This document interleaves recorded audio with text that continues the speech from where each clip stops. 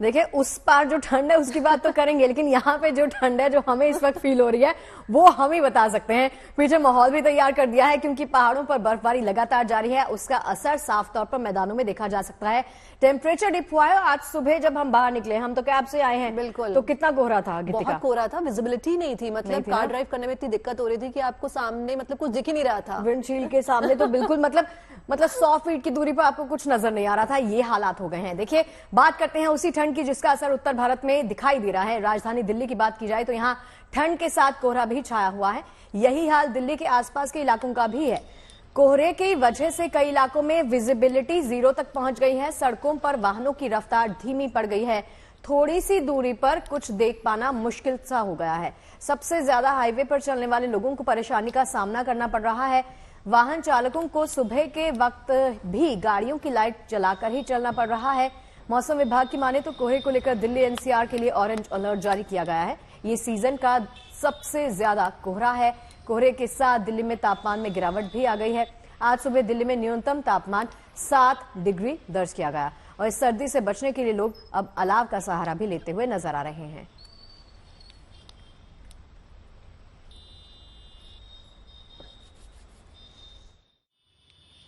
राजधानी दिल्ली समेत पूरे उत्तर भारत में घना कोहरा पड़ रहा है।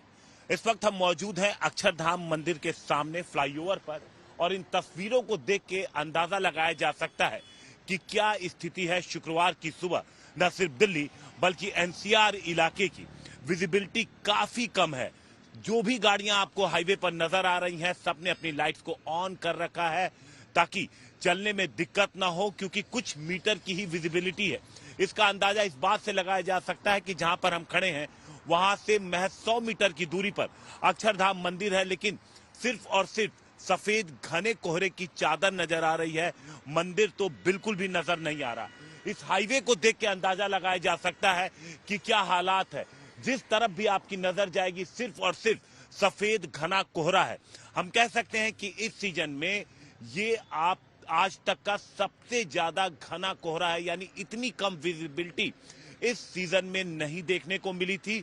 और अगर अनुमान की बात करें तो ये अभी शुरुआत है, क्योंकि शनिवार के दिन जब वेस्टर्न डिस्टर्बेंस का इंपैक्ट दिल्ली समेत उत्तर भारत के कुछ इलाकों में देखने को मिलेगा तो न सिर्फ ये घना कोहरा पड़ेगा बल्कि जो मैक्सिमम टेम्परेचर दिन के वक्त 20 डिग्री के आसपास पहुंच जा रहा है उसमें भी कमी आएगी, यानी कि सर्दी तो अभी बाकी है।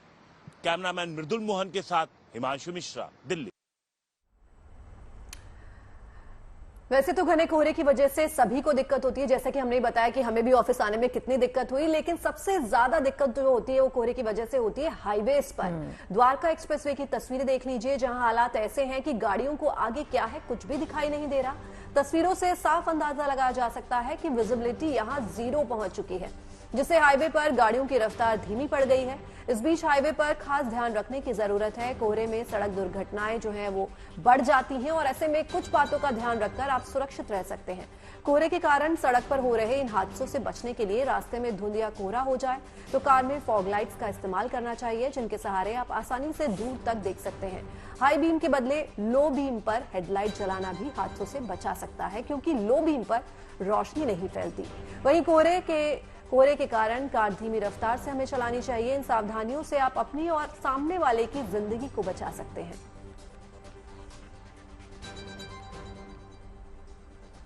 शुक्रवार की सुबह इस तरह का कुहासा छाया हुआ है दिल्ली एनसीआर में कि ना तो अक्षरधाम मंदिर दिख रहा है, ना नेशनल हाईवे पे दौड़ती हुई गाड़ियां बहुत ज्यादा साफ रूप से दिखाई देती हैं। धुंधली लाइट कहीं से आती हुई दिखाई देगी, जिससे अंदाजा आपको लगाना है कि गाड़ियां नेशनल हाईवे पे दौड़ रही हैं। आईजीआई की अगर हम बात करें तो एयरपोर्ट पे इस वक्त विजिबिलिटी 50 मीटर है दिल्ली में, और रनवे पे तकरीबन विजिबिलिटी 0 मानी जा रही है, यानी कि नहीं के बराबर, जिसकी वजह से दिल्ली एयरपोर्ट पे लैंड करने वाले जहाज या यहां से टेक ऑफ करने वाली फ्लाइट्स पे असर पड़ रहा है। असल में आईएमडी ने इसको लेके पहले ही चेतावनी जारी कर दी थी। बताया गया था कि शुक्रवार को मॉडरेट फॉग सिचुएशन हो सकता है, लेकिन इस वक्त शुक्रवार की सुबह दिल्ली एनसीआर के इलाके में, यानी कि दिल्ली, फरीदाबाद, नोएडा, गुड़गांव, ग्रेटर नोएडा, अगर आप इन इलाकों में रह रहे हैं और सड़कों पे हैं तो आपको इसी तरह के फॉग का सामना करना पड़ेगा। कम्यूटर्स जो भी घर से निकल रहे हैं दफ्तरों के लिए या कहीं और जा रहे हैं, इस वक्त गाड़ी संभाल के चलाने की जरूरत है। कुल मिलाकर बढ़े हुए धुंध की वजह से विजिबिलिटी पे बहुत जबरदस्त असर पड़ रहा है दिल्ली और आसपास के इलाकों में। हालांकि दिल्ली में शुक्रवार को न्यूनतम तापमान 8 डिग्री रहने की संभावना है और अधिकतम तापमान तकरीबन 17-18 डिग्री तक हो सकता है। वीडियो सहयोगी जगन्नाथ के साथ महमूद भारद्वाज, दिल्ली। सहयोगी को देख के ठंड लग रही है कि इनकी बीनी, कैप और जैकेट कहां पर है। यही हालात हैं दिल्ली में, यही जहां भी आप नजर दौड़ाएंगे ऐसे ही हालात पाएंगे। अब देखिए, केवल दिल्ली ही नहीं बल्कि दिल्ली एनसीआर समेत पूरा उत्तर भारत कोहरे की चपेट में है। जहां एक तरफ पहाड़ों पर भारी बर्फबारी जारी है तो वहीं मैदानी इलाके कोहरे की जद में आ गए हैं। पहाड़ों में हर तरफ बर्फ ही बर्फ आपको नजर आएगी, वहीं मैदानी इलाकों में सुबह के वक्त कोहरे की चादर बिछी नजर आती है।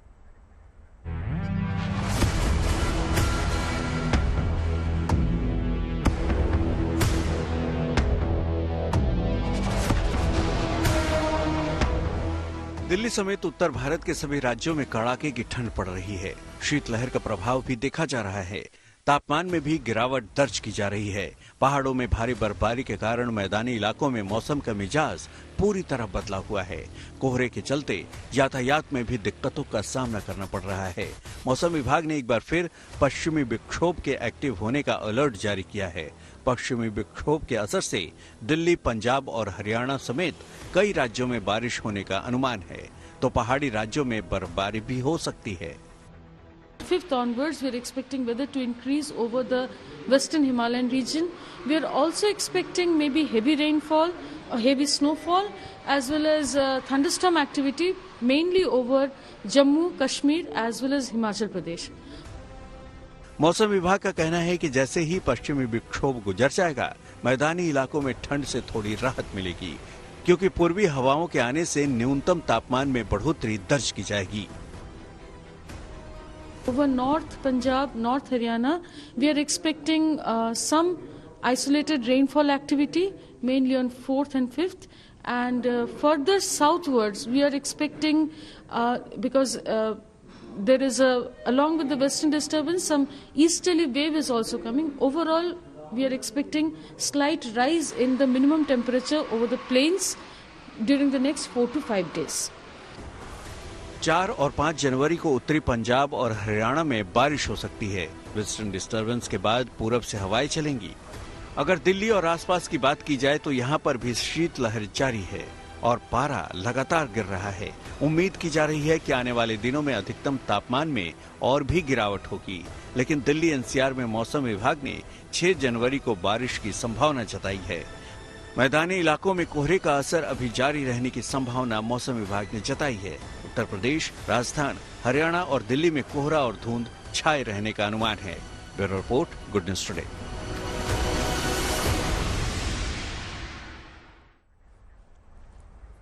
तो मनाली में बर्फबारी के बीच सैलानी राफ्टिंग के लिए भी पहुंच रहे हैं। ठंड के बीच राफ्टिंग के शौकीन जो हैं, उनके लिए स्थानीय लोगों ने काफी बंदोबस्त भी किए हुए हैं। भारी संख्या में सैलानी राफ्टिंग करने के लिए मनाली पहुंच रहे हैं। तो देखिए तस्वीरें किस तरह से चारों तरफ सिर्फ बर्फ की सफेद चादर बिछी हुई है, मानो बर्फ से ही श्वेत श्रृंगार हो गया है पहाड़ों का। और सैलानियों को जो है इस चीज का मजा आ रहा है, वो बहुत लुत्फ उठा रहे हैं। सैलानियों को कुदरत का नायाब तोहफा ये मिल चुका है। और मनाली से ये तस्वीरें, और अब ये तस्वीरें गुलमर्ग से। गुलमर्ग में बर्फ से जो है वो गुलजार हो गई है पूरी घाटी। अब आपको गुलमर्ग की तस्वीरें हम दिखा रहे हैं, जब बर्फबारी ने पूरे इलाके की रंगत ही बदल के रख दी है। गुलमर्ग की खूबसूरत तस्वीर से नजर जो है वो हटाना बेहद मुश्किल हो रहा है। उस खूबसूरत नजारे को कैमरे में कैद करने के लिए यहाँ पर्यटक लगातार पहुंच रहे हैं। हालांकि इस वक्त कश्मीर पहुंचने वाले सैलानियों को सिर्फ बर्फबारी का ही तोहफा नहीं मिला है, बल्कि अगर आप इस वक्त गुलमर्ग का रुख करेंगे तो वहां आपको एक और नई सौगात मिलेगी। गुलमर्ग में बना प्राचीन शिव मंदिर नए साल के मौके पर भक्तों के लिए खोल दिया गया है। बर्फ से लदे गुलमर्ग में ऊंची पहाड़ियों पर यह मंदिर मौजूद है, जहां से सारा गुलमर्ग दिखता है। लेकिन अपनी लोकेशन के साथ साथ ये मंदिर एक और वजह से भी खास है, वो इस मंदिर का बॉलीवुड कनेक्शन है। क्या है मंदिर का बॉलीवुड कनेक्शन, देखिए हमारी एक खास रिपोर्ट।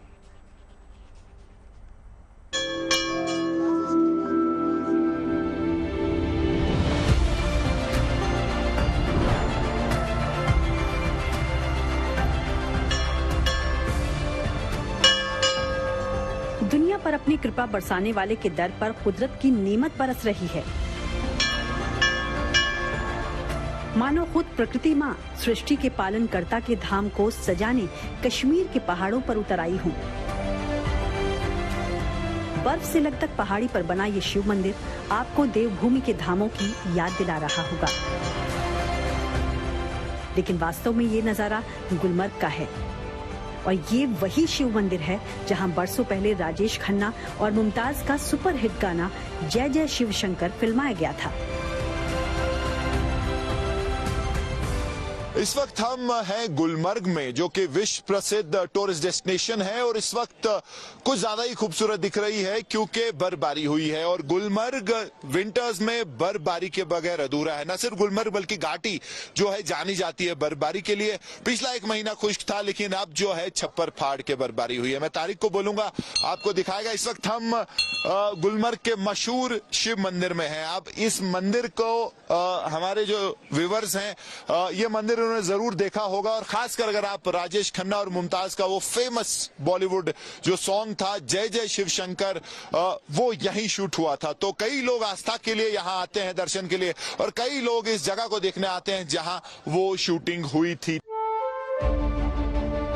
इस मंदिर का निर्माण 1915 में कश्मीर के अंतिम डोगरा शासक महाराजा हरि सिंह की पत्नी मोहिनी बाई सिसोदिया ने करवाया था।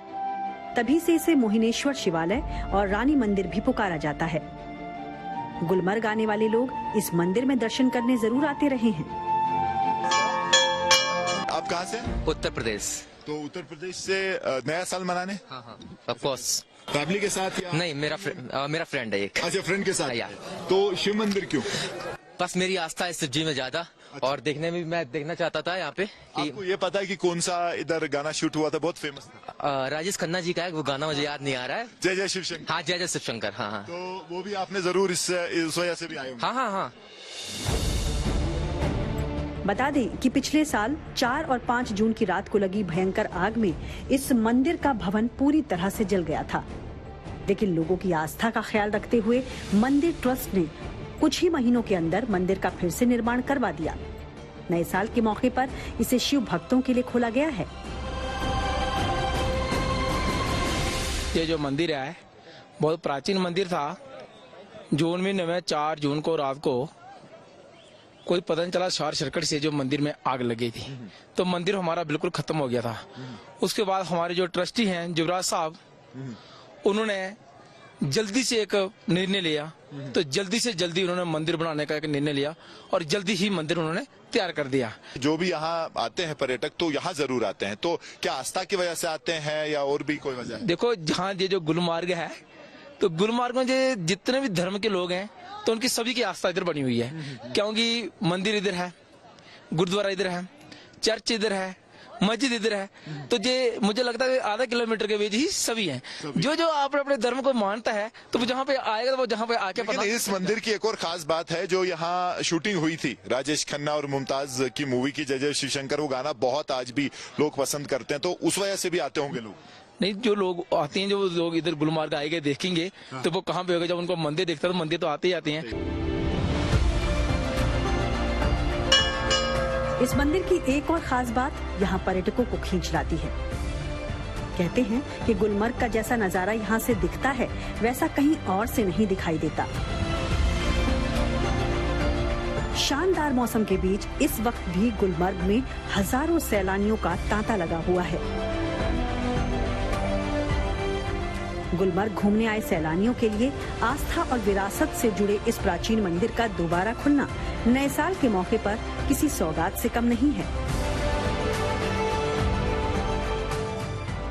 उन्होंने मंदिर जल्दी से जल्दी पूरा किया, लेकिन अब बर्फ पड़ गई है तो बर्फ के बीच जो काम रुक गया। हाँ, चलिए ये भी पूरा हो जाएगा। तो जैसा आपने सुना कि 1915 में, यानी कि 109 साल पुराना ये मंदिर है, गुलमर्ग की एक पहचान में से एक है। और सबसे अच्छी बात इस जगह की कि इधर से थोड़ा सा दूर एक ऐसा ही फेमस चर्च है, वो भी इतना ही पुराना है, एक अट्रैक्शन है। यहाँ मंदिर है और इस तरफ जो है मस्जिद है। तो गुलमर्ग एक गहने की तरह भी चमक रहा है। बर्फबारी के बाद धूप निकली थी तो वो एक अट्रैक्शन बनी है, और और पर्यटक, विजिटर्स देश दुनिया से यहाँ पहुंचे हैं नया साल मनाने के लिए। और मेरे पीछे हजारों की संख्या में गुलमर्ग के बाउल में जो है लाइफ टाइम की मेमोरीज बना रहे हैं। कुछ लोग स्नो फाइट कर रहे हैं, स्लेज में गंडोला राइड्स हो रही हैं और कुछ लोग जो है एटीवीज में जा रहे हैं। तो अभी अगर आप देखेंगे टूरिस्ट फोटोग्राफ्स, सेल्फीज और बहुत ही जबरदस्त नजारे अगर आप गुलमर्ग की बात करें। कैमरा पर्सन तारिक लोन के साथ Mir Farid, Gulmarg, good news today. देखिए ऐसी जगह पे जाएंगे तो हमें तो गर्मा गर्म चाय चाहिए। चाय हो गई सुबह की गीतिका? मेरी हो गई, आपकी मसाला टी। अभी जाएंगे ना, अभी जब टाइम मिलेगा फिर नीचे जाएंगे गर्मा गर्म चाय के साथ, चाय की चुस्की के साथ हम मौसम के बारे में डिस्कस करेंगे। मनाली की तस्वीरें भी देख लीजिए। देखिए मनाली में बर्फबारी के बीच सैलानी राफ्टिंग करने के लिए पहुंच रहे हैं। अब ये तस्वीरें आपके सामने हैं। ठंड इतनी ज्यादा है लेकिन राफ्टिंग के शौकीन जो है अपना शौक पूरा करने के लिए पहुंचे हैं। स्थानीय लोगों ने काफी बंदोबस्त उनके लिए कर दिए हैं। भारी संख्या में सैलानी राफ्टिंग करने के लिए यहीं पर आ रहे हैं।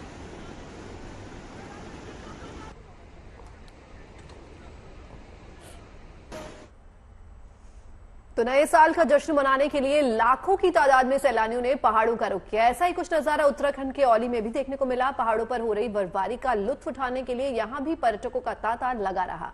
यहां की वादियों की खूबसूरती जो है वो आप देख सकते हैं, किस तरह से चारों तरफ से बर्फ ही बर्फ है। और इसके दीदार करने के लिए देश से ही नहीं बल्कि विदेश से भी यहाँ पर्यटक खिंचे चले आए। लेकिन उसके साथ ही ये सैलानी यहाँ अपने साथ लाते हैं ढेरों प्लास्टिक का कचरा। नए साल के जश्न के बाद अब इन बर्फीले पहाड़ों से कचरा हटाने का काम जारी है। नगर पालिका जोशीमठ के पर्यावरण मित्र वादियों में सफाई अभियान चला रहे हैं। औली के अलग अलग इलाकों से कई किलो प्लास्टिक का कचरा जमा किया गया है। गौर करने वाली बात यह है कि ये कचरा सिर्फ बर्फ के ऊपर से उठाया गया है। पर्यटकों के साथ आने वाला ये हानिकारक कचरा पर्यावरण के लिए काफी नुकसानदेह हो सकता है। ऐसे में प्रशासन बड़ी मुस्तैदी के साथ सफाई अभियान में जुटा हुआ है।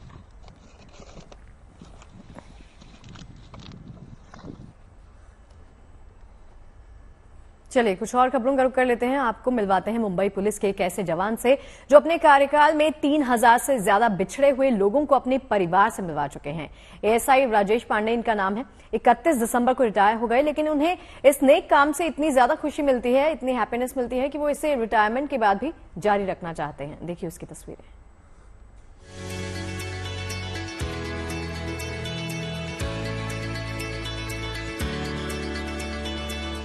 पुलिस थाने में आया तो उसकी माँ जो है बच्चे को देख करके ऐसे व्याकुल हुई कि जैसे मुझे बचपन में याद आया कि गाय अपने बछड़े को दूध पिलाने के लिए भागती है माँ से, और वह बच्चे अपने बच्चे को गोद में लगा लिया तो मैं खुशी के आंसू बहने लगे। तो उसी समय मैं ये समझ गया कि मिसिंग से बढ़ के कोई बड़ा काम नहीं।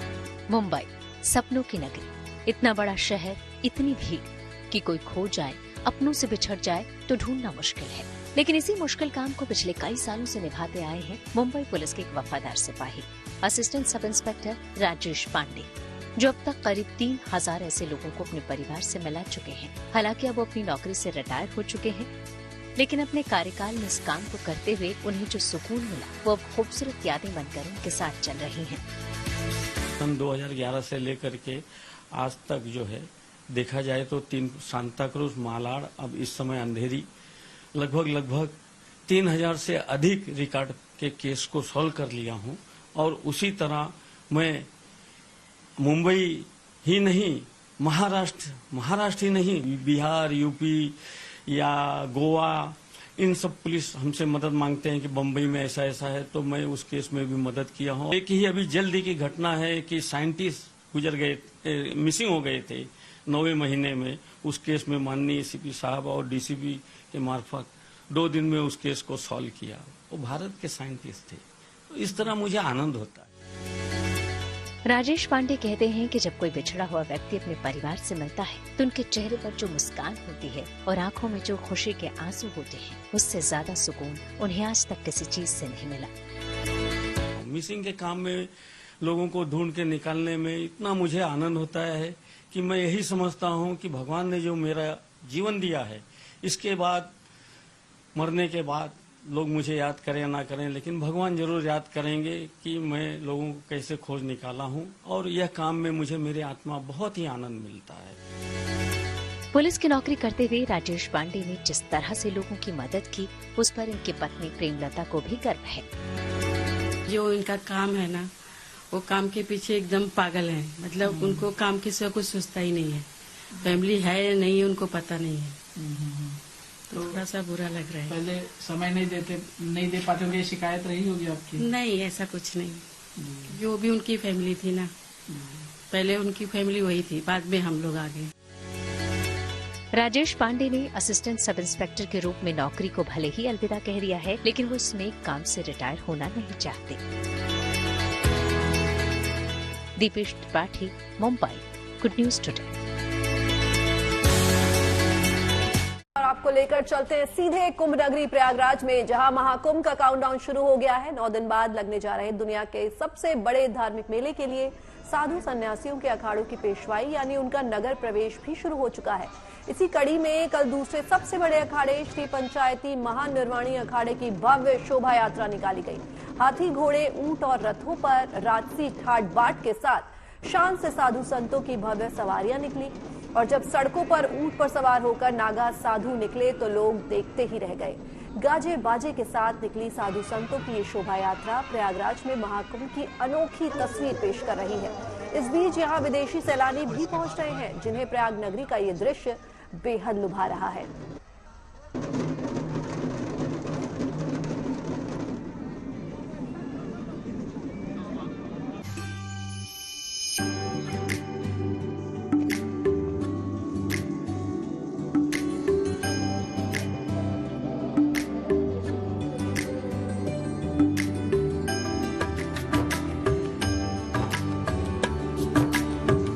गाजे बाजे के साथ निकली साधु संतों की ये शोभा यात्रा प्रयागराज में महाकुंभ की अनोखी तस्वीर पेश कर रही है।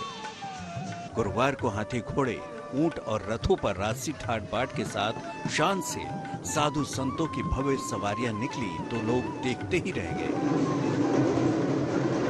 ये तस्वीरें प्रयागराज में लग रहे महाकुंभ 2025 के लिए श्री पंचायती महानिर्वाणी अखाड़े के नगर प्रवेश यात्रा की है, जिसका धूमधाम से स्वागत किया गया। जितने भी नागा सन्यासी और संत महामंडलेश्वर भारत के अलावा विदेशों में जहाँ से भी आते हैं, वो एक जगह एकत्रित होकर इष्ट देवता के साथ में हम लोग नगर भ्रमण करते हैं। नगरवासियों के द्वारा और प्रशासन के द्वारा बहुत स्वागत किया गया, सबका आभार है।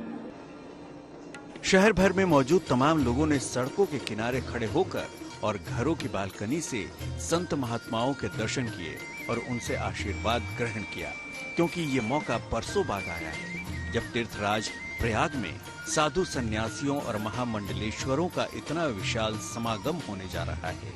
इस लिहाज से महाकुंभ के लिए साधु संतों के अखाड़ों के नगर प्रवेश की अहमियत बहुत ज्यादा मानी जाती है, क्योंकि इसके साथ ही सनातन धर्म की ये ध्वजवाहक आम लोगों को महाकुंभ में शामिल होकर पुण्य कमाने का संदेश देते हैं। महानिर्वाणी अखाड़े की शोभा यात्रा में काशी से आए ब्राह्मण डमरू बजाकर यात्रा की शोभा बढ़ाते दिखे, तो साथ ही महिलाएं भी कलश लेकर इस यात्रा में आगे आगे चल रही थी। संत महात्माओं के काफिले पीपा पुल से होकर कुंभ नगरी की ओर बढ़े, तो इस यात्रा की भव्यता देखते ही बन रही थी। महाकुंभ के लिए संगम की रेती पर बने छावनी क्षेत्र में अखाड़ों के पारंपरिक रूप से इस तरह नगर प्रवेश को पेशवाई कहा जाता है। बड़ी संख्या में नागा साधु भी महानिर्वाणी अखाड़े की इस पेशवाई में शरीक हुए। महामंडलेश्वरों के साथ, भक्त समाज के साथ, साधु संतों के साथ मिलकर जो ये पेशवाई जो है निकाली जा रही है, जो धर्म, संस्कृति, राष्ट्र के उत्थान की भावना के साथ और भारतीय संस्कृति की, हिंदू धर्म की जो ध्वजा सदा ऐसे फहराती रहे, इसी भावना के साथ सभी नागा सन्यासियों के साथ ये पेशवाई निकाली जा रही है। भारतीय सनातन धार्मिक परंपरा में श्री पंचायती महानिर्वाणी अखाड़े का अहम स्थान है। श्री पंचायती महानिर्वाणी अखाड़ा भारत में साधु संतों का दूसरा सबसे बड़ा अखाड़ा है। इस अखाड़े के इष्ट भगवान कपिल जी हैं, जिनकी प्रतिमा पेशवाई में सबसे आगे चलती है। पंचायती महानिर्वाणी अखाड़ा की स्थापना विक्रम संवत 805 में अटल अखाड़े से जुड़े 8 संतों ने की थी। माना जाता है कि जूना अखाड़े के बाद सन्यासियों की सबसे ज्यादा संख्या इसी अखाड़े में है। इस अखाड़े में इस समय 67 महामंडलेश्वर हैं। इसके अलावा 12 और भी अखाड़े हैं, जिनकी दिव्य पेशवाई के दर्शन आने वाले दिनों में होंगे।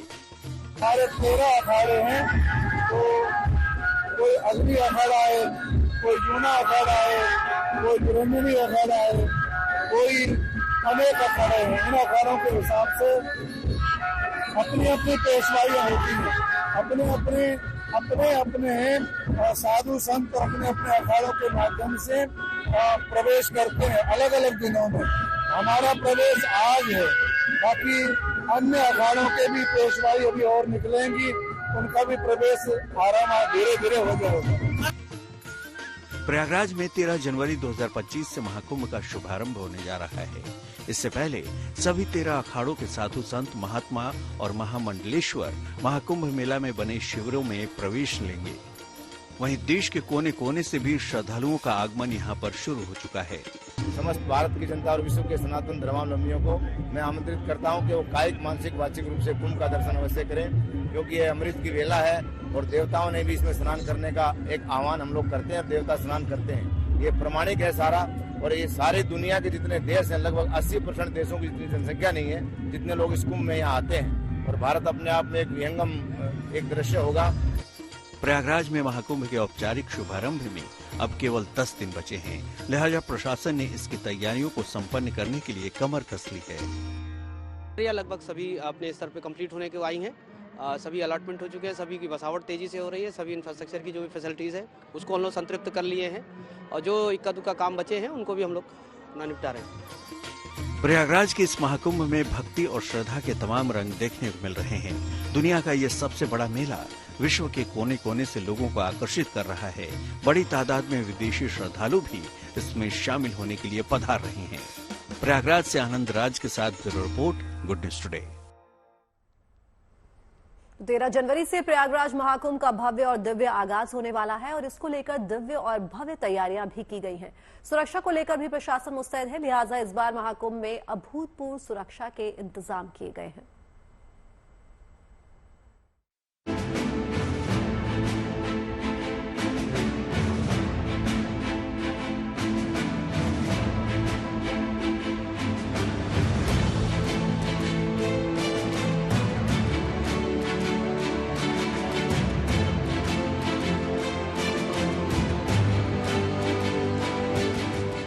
सनातन के सबसे बड़े मेले महाकुंभ में साधु संतों के बिना उसकी कल्पना नहीं की जा सकती, जो महाकुंभ की आन बान और शान है।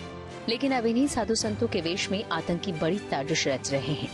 खालिस्तानी से लेकर आतंकी संगठन तक सभी महाकुंभ में बाधा डालने की कोशिश कर रहे हैं। अनुमान है कि महाकुंभ के दौरान 40 करोड़ से अधिक श्रद्धालु स्नान के लिए आने वाले हैं। ऐसे में सुरक्षा एजेंसियों को कई इनपुट्स मिले हैं, जहां आतंकी प्रयागराज के महाकुंभ को निशाना बना सकते हैं। खुफिया एजेंसियों की अलर्ट के बाद मेला क्षेत्र में प्रवेश करने वाले लोगों की जांच शुरू हो गई है। गाड़ी से मेले में आने वालों के नाम, पता और मोबाइल दर्ज किए जा रहे हैं। एआई आधारित सीसीटीवी कैमरों, ड्रोन और एंटी ड्रोन सिस्टम से मेले की सुरक्षा को पुख्ता किया गया है। इस रिपोर्ट के बाद पुलिस डिपार्टमेंट और साइबर सेल ने 6000 से ज्यादा सोशल मीडिया प्रोफाइल सर्च किए हैं। कई संदिग्धों को सर्विलांस और कॉल इंटरसेप्ट के जरिए 24 घंटे मॉनिटर किया जा रहा है। इसी जांच के दौरान स्टेट इंटेलिजेंस डिपार्टमेंट को एक संदिग्ध सोशल मीडिया अकाउंट की जानकारी मिली है। इसमें आतंक का सीक्रेट कोड दर्ज है। हमारे ड्रोन का सिस्टम है, टीथर ड्रोन है, एंट्री ड्रोन सिस्टम भी लगाया गया है, जिससे कि कोई ड्रोन से किसी तरह की कोई घटना कारित न किया जा सके। इसके अतिरिक्त किसी तरह की डिजास्टर, चाहे वो मैन मेड हो चाहे वो नेचुरल हो, इससे बचने के लिए भी काफी संख्या में नई उपकरण इत्यादि का क्रय किया गया है। महाकुंभ मेला क्षेत्र में पुलिस का पहरा कड़ा है और चप्पे चप्पे पर कड़ी निगरानी है। हर आने जाने वालों की जांच की जा रही है। जल, थल और आकाश से पुलिस की नजर है। इसी वजह से सुरक्षा घेरे को भेदने के लिए आतंकियों ने ये साजिश रची है, जिसमें साधु संत के वेश में महाकुंभ में एंट्री का प्लान बनाया जा रहा है। महाकुंभ मेले की सुरक्षा में 60,000 जवानों को तैनात किया गया है।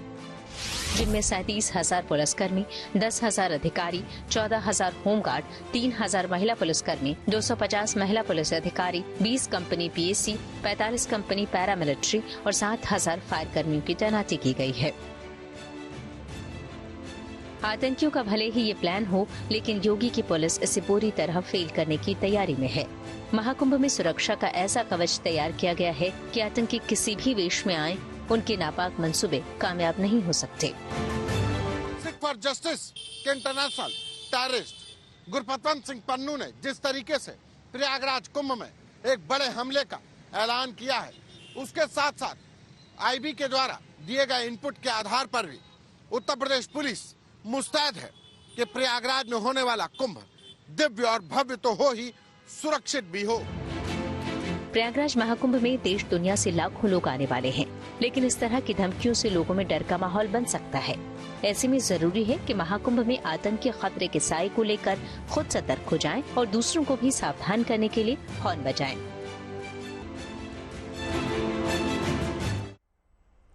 देखिए, हर शिव भक्त महाकाल का आशीर्वाद लेना चाहता है, क्योंकि कहा जाता है कि एक महाकाल ही है जो मनुष्य पर आए काल को टाल देते हैं। इसलिए हर दिन महाकाल के दरबार में हजारों लोग दर्शन करने के लिए आते हैं। लेकिन नए साल के आगमन के मौके पर बाबा महाकालेश्वर के दरबार में 6.5 लाख से ज्यादा भक्तों ने दर्शन किए। देखिए तस्वीरें।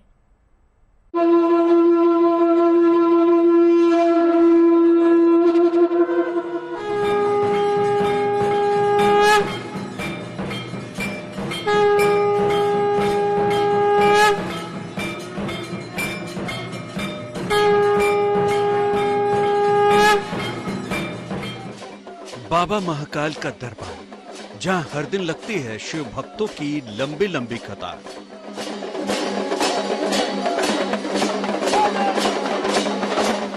बारह ज्योतिर्लिंगों में से एक उज्जैन में क्षिप्रा नदी के तट पर स्थित महाकाल का ये मंदिर आस्था का बड़ा केंद्र है।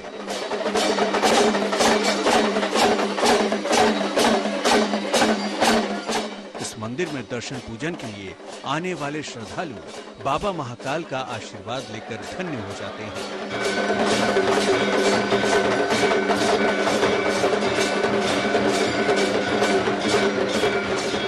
ऐसे में मौका जब नए साल के आगमन का हो, तो हर कोई बाबा महाकालेश्वर के आशीर्वाद के साथ नए साल की शुरुआत करना चाहता है। इसलिए 1 जनवरी 2025 की सुबह 4 बजे से लेकर रात के 11 बजे तक, यानी कुल 19 घंटों में ही महाकाल के दरबार में 6.5 लाख से ज्यादा शिव भक्तों ने हाजिरी लगाकर आशीर्वाद लिया।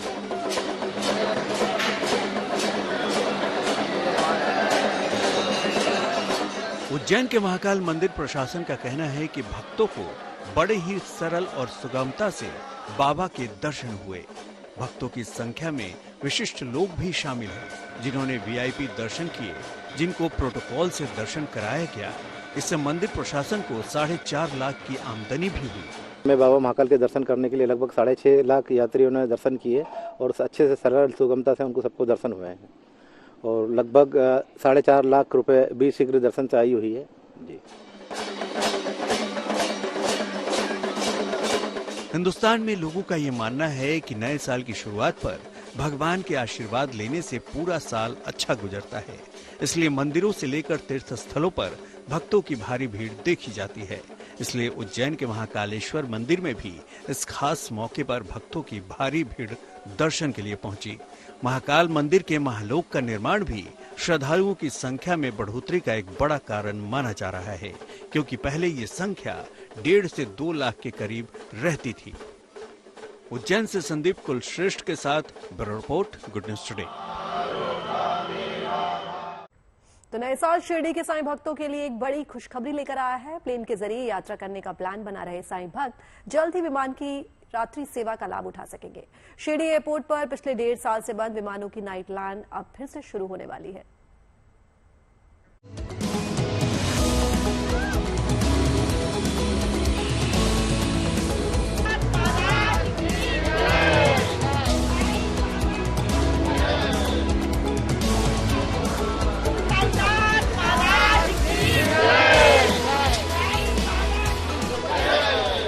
नया साल साईं भक्तों के लिए खुशखबरी लेकर आया है। शिरडी एयरपोर्ट पर करीब 1.5 साल बाद विमानों की नाइट लैंडिंग अब जल्द शुरू होने वाली है। साईं भक्त अब न केवल रात में प्लेन से सफर कर शिरडी पहुंच सकेंगे, बल्कि तड़के होने वाली साईं बाबा की काकड़ आरती में भी शामिल हो सकते हैं, जिससे साईं भक्तों के समय और पैसे दोनों की बचत होगी। एयरपोर्ट पर विमानों की नाइट लैंडिंग और टेक ऑफ में आने वाली तकनीकी रुकावटों को प्रशासन की ओर से दुरुस्त कर लिया गया है। पिछले महीने ही माननीय प्रधानमंत्री के हाथों से यहाँ के टर्मिनल बिल्डिंग का भूमि पूजन हुआ, नींव रखी गई है, तो वो तो जल्दी काम पूरा होगा। नाइट लैंडिंग का जो इशू था उसमें भी कुछ टेक्निकल इश्यूज थे। एक तो सीआईएसएफ के मैन पावर की जरूरत थी और दूसरी जरूरत यहाँ पे एटीसी की मैन पावर की थी। कोई टेक्निकल इश्यूज थे, वो सभी अब दूर हो गए। आगे के कुछ दिनों में ही शिरडी एयरपोर्ट 24 घंटे सेवा देने वाला एयरपोर्ट रहेगा। शिरडी एयरपोर्ट पर विमानों की नाइट लैंडिंग और टेक ऑफ की बात करें तो ये पहली बार 8 अप्रैल 2023 को हुई थी, जिसके बाद वीआईपी विमानों को छोड़ दें तो आम यात्रियों के लिए ये सुविधा बंद थी। नए साल के मौके पर साईं बाबा के दर्शन के लिए पहुंचे केंद्रीय मंत्री मुरलीधर मोहाले ने साईं भक्तों को ये खुशखबरी दी। फिलहाल शिरडी में चेन्नई, हैदराबाद, बेंगलुरु और दिल्ली से करीब 9 विमान दिन में आते जाते हैं, लेकिन विमानों की रात्रि सेवा के शुरू होने की खबर ने लाखों साईं भक्तों के चेहरे पर मुस्कान ला दी है। शिरडी से नितिन मिरानी के साथ bureau report, good news today. चलिए अब आपकी मुलाकात करवाते हैं एक ऐसी महिला के साथ जो 82 साल की उम्र में भी वो जज्बा रखती हैं जो आसान नहीं है। यास्मीन साहनी नाम है इनका और इनकी दृष्टि भी काफी कम है, लेकिन इन सबके बावजूद वो ऐसी पेंटिंग बनाती हैं जो मंत्र मुग्ध कर देती हैं। यही नहीं, यास्मीन उन महिलाओं के लिए प्रेरणा भी बन रही हैं जो जिंदगी में अकेली पड़ गई हैं।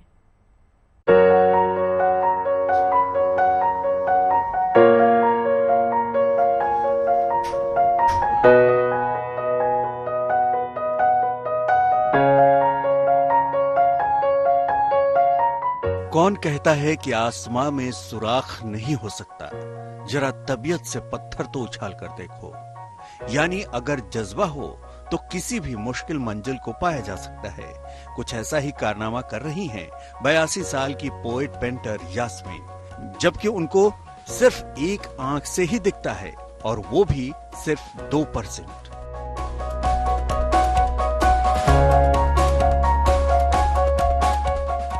सवाल ये है कि महज 2% की दृष्टि रखने वाली यास्मीन पेंटिंग करती कैसे हैं? तो उनका जज्बा यहाँ अपना कमाल दिखाता है।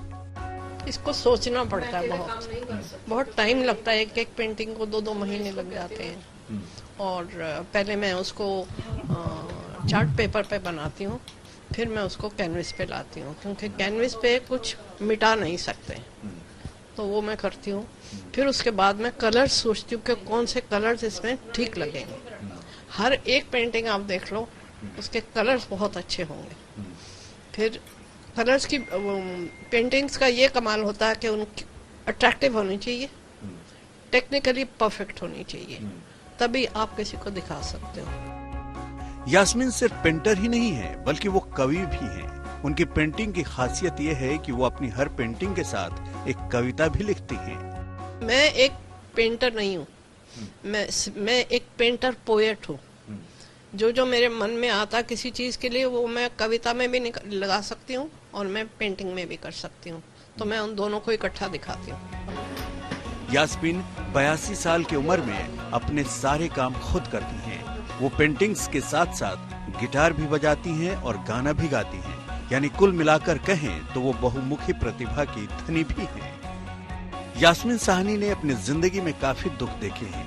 उनके पति एयरफोर्स में विंग कमांडर रह चुके हैं, जबकि बेटा नेवी में था, लेकिन आज वो अकेले हैं। लेकिन फिर भी उनकी हिम्मत कम नहीं हुई है और अब तक उनकी पेंटिंग्स के 6 एग्जीबिशन लग चुके हैं। अब उन्होंने मुंबई का रुख किया है और 18 जनवरी को उनका 7वां एग्जीबिशन लगने वाला है। Dharmendra Dubey, Mumbai, good news today.